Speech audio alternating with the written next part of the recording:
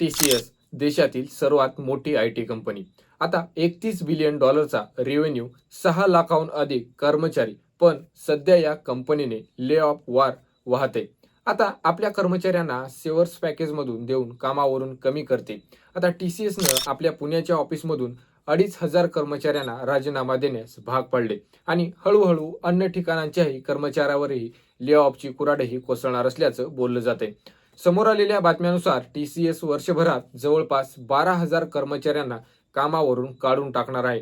आता मित्रांनो, या संदर्भात राज्याचे मुख्यमंत्री देवेंद्र फडणवीसांना पत्र लिहिण्यात आलं असून मुख्यमंत्र्यांनी यात लक्ष घालावं अशी मागणी करण्यात आलेली आहे.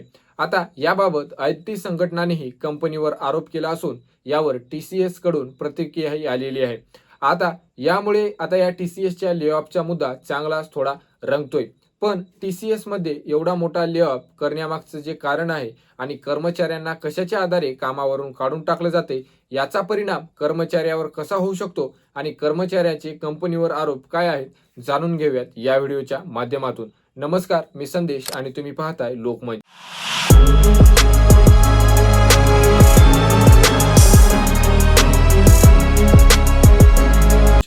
आता मित्रांनो, TCSने या वर्षी जुलै महिन्यात एक मोठा निर्णय घेतला होता.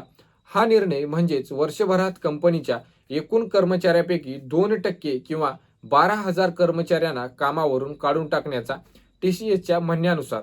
आणि त्यानंतर तंत्रज्ञानात होणारे बदल आणि ऑटोमेशनच्या युगात कंपनी भविष्यासाठी तयार राहावी, ह्यासाठी हे पाऊल उचललं आहे. हे महत्त्वाचं आहे. आता त्यानंतर TCSने निर्णय घेतला आहे की ज्या कर्मचाऱ्याची skill level up to date नाही किंवा ज्यांची कंपनीला गरज वाटत नाही, अशा कर्मचाऱ्यांना कामावरून कमी केलं जाईल. आता या कर्मचाऱ्यांना सेव्हरन्स पॅकेज देऊन त्यांचं ले ऑफ केलं जाईल. आता या ले ऑफचा परिणाम कोणत्या कोणत्या कर्मचाऱ्यांना होणार आहे ते पाहूया. त्यानंतर मित्रांनो, TCSच्या या ले ऑफचा परिणाम त्यांना कर्मचाऱ्यांवर होईल ज्यांनी क्लायंटच्या बदलात गरजेनुसार आपला स्किल सेट वाढवला नाही. आता याचा इफेक्ट अशा कर्मचाऱ्यांवर होईल ज्यांनी न्यूज टेक्नॉलॉजीमध्ये स्वतःला अधिक स्किलफुल बनवलं नाही. अशा कर्मचाऱ्यांना कामावरून काढून टाकण्याआधी त्यांना 3 महिन्याचा नोटीस पिरियड दिला जाईल. आणि मित्रांनो, त्यानंतर कर्मचाऱ्यांना 6 महिने ते 2 वर्षाचं सेव्हरन्स पॅकेज मिळणार आहे. आता मित्रांनो, सेव्हरन्स पॅकेज म्हणजे काय? आता ले ऑफमध्ये एखाद्या कर्मचाऱ्याला काढून टाकलं किंवा कर्मचाऱ्याला ठराविक कालावधीसाठी त्या मासिकच पगार मिळत राहावं. आता हे सेव्हरन्स पॅकेज कशाच्या आधारे दिलं जाईल हे मी तुम्हाला सांगतो. आता तर कर्मचाऱ्यांना किती काळ कंपनीत काम केल्यावर ते यावर अवलंबून असतं आणि त्यानुसार सर्वात कमी सेव्हरन्स पॅकेज 6 महिन्याचा आहे आणि सर्वात जास्तीत जास्त सेव्हरन्स पॅकेज हे 2 वर्षापर्यंतचं आहे मित्रांनो.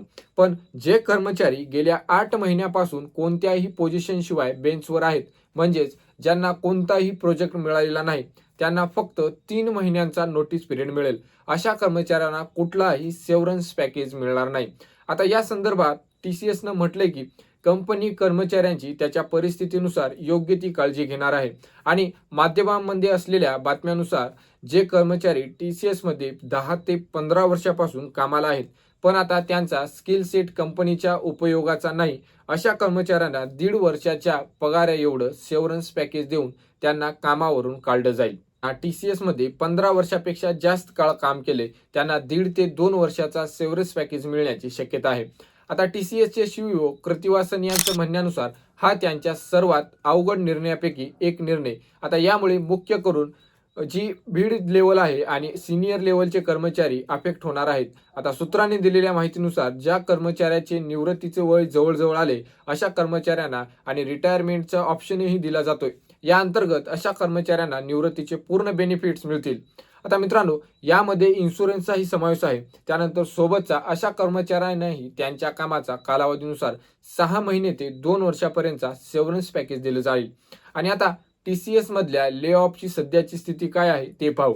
आता मित्रांनो, सूत्रांनी दिलेल्या माहितीनुसार बहुतेक कर्मचाऱ्यांची ॲडजस्टमेंट ही ऑगस्ट आणि सप्टेंबर महिन्यात पूर्ण करण्यात आलेली आहे आणि आता फक्त काही निवडक गोष्टी ॲडजस्ट केल्या जात आहेत.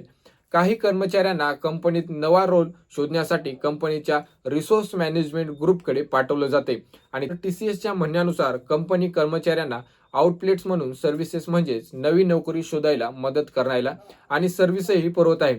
आता त्यानंतर सोबतच्या काही कर्मचाऱ्यांना गरजेनुसार TCS केअर्स अंतर्गत मेंटल हेल्थ सपोर्ट आणि थेरपिस्टच्या सुविधा दिली जात आहेत. आणि त्यानंतर IT क्षेत्रातल्या कर्मचाऱ्यांचे प्रतिनिधित्व करणारी संघटना नॅसेट इन्फॉर्मेशन टेक्नॉलॉजी एम्प्लॉयमेंट सिनेट म्हणजेच NITS नं आरोप केलाय की TCSनं एकट्या पुण्यातल्या गेल्या काही दिवसात 2,500 कर्मचाऱ्यांचा राजीनामा देण्यास भाग पाडलेला आहे किंवा त्यांना अचानक कामावरून काढून टाकलं आहे. आता या संघटनेबाबत राज्याचे मुख्यमंत्री देवेंद्र फडणवीस यांना पत्र लिहिलेलं आहे आणि NITS च्या एका अध्यक्ष हरप्रीत सिंग सलुजा यांनी फडणवीस यांना लिहिलेल्या पत्रात म्हटलं की IT कर्मचाऱ्यांच्या हिताचं रक्षण करण्यासाठी मुख्यमंत्र्यांनी यात तात्काळ हस्तक्षेप करावा आणि केंद्रीय कामगार मंत्रालयाने महाराष्ट्राच्या कामगार सचिवांना या प्रकरणात आवश्यक ती कारवाई करण्याचे आदेश द्यावेत.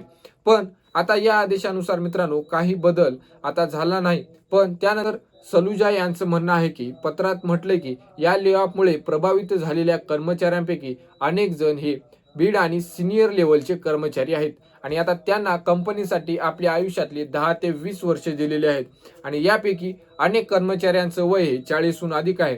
आता त्यांच्यावर EMI, मुलांचं शिक्षण, मेडिकल खर्च आणि वृद्ध पालकांची जबाबदारी आहे.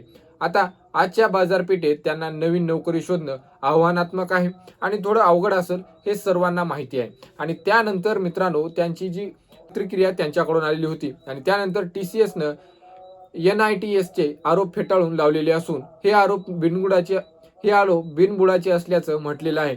आता कंपनीनं म्हटलंय की स्केल करण्याच्या कंपनीच्या धोरणामुळे काही कर्मचाऱ्यावर याचा आरोप सुद्धा केलेला आहे आणि गेल्या काही महिन्यामध्ये MITच्या आणि FITE आणि UNITE अशा अनेक IT कर्मचारी संघटनांनी TCS मध्ये सुरू असलेल्या लेऑफचा तीव्र निषेध केलाय आणि या संघटनेच्या म्हणण्यानुसार लेऑफचा जो आकडा सांगितलाय जातोय तो खरा नाहीये आणि प्रत्यक्षात हा आकडा खूप मोठा आहे.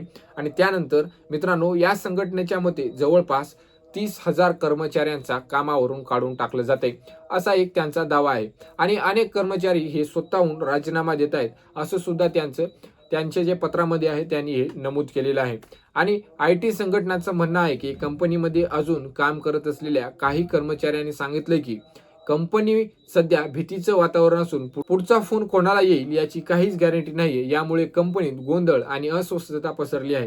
त्यामुळे अनेक कर्मचाऱ्याच्या जे ईमेलवर आहे ते अचानक HR भेटण्याचा मेसेज येतो आणि त्यानंतर त्यांना लगेच जायला सांगितले जाते. आता काहींना एका आठवड्याची नोटीस दिली जाते तर काहींना लगेचच जावं लागते. त्यानंतर FITI या कर्मचारी संघटनेचे सचिव प्रशांत पंडित यांनी म्हटलेलं आहे की TCS मध्ये 30 वर्षापासून अधिक काळ काम केलेल्या कर्मचाऱ्यांना 30 मिनिटात राजीनामा देण्यास सांगितले जाते. आता त्यानंतर गुनान B बेल्किन यांनी सांगितलं की काही कर्मचाऱ्यांचे प्रोडक्ट चालू असताना त्यांना ऑन बेंच टाकलं जाते, मग पुढच्या टप्प्यात त्यांना वेगवेगळी कारणं सांगून राजीनामा द्यायला भाग पाडलं जाते. आता फक्त TCS मध्येच अशा प्रकारचे ले ऑफ होत आहेत का? तर नाही. एक्सचेंज आणखी एका मोठ्या IT कंपनीत सुद्धा ले ऑफ होत आहेत. त्यानंतर एक्सटर्नल गेल्या 3 महिन्यात जवळपास 11,000 कर्मचाऱ्यांना कामावरून काढून टाकले. आणि मित्रांनो अशा कंपनीनं कर्मचाऱ्यांना कामावरून टाकलं जे AI मुळे होत असलेल्या बदलांशी ऍडजस्ट होऊ शकत आहेत आणि पण कंपनीना म्हणण्यानुसार त्यांनी वर्षभरात आणखी लोकांना कामावरून ठेवण्याचं एक प्लॅनिंग केलेलं आहे.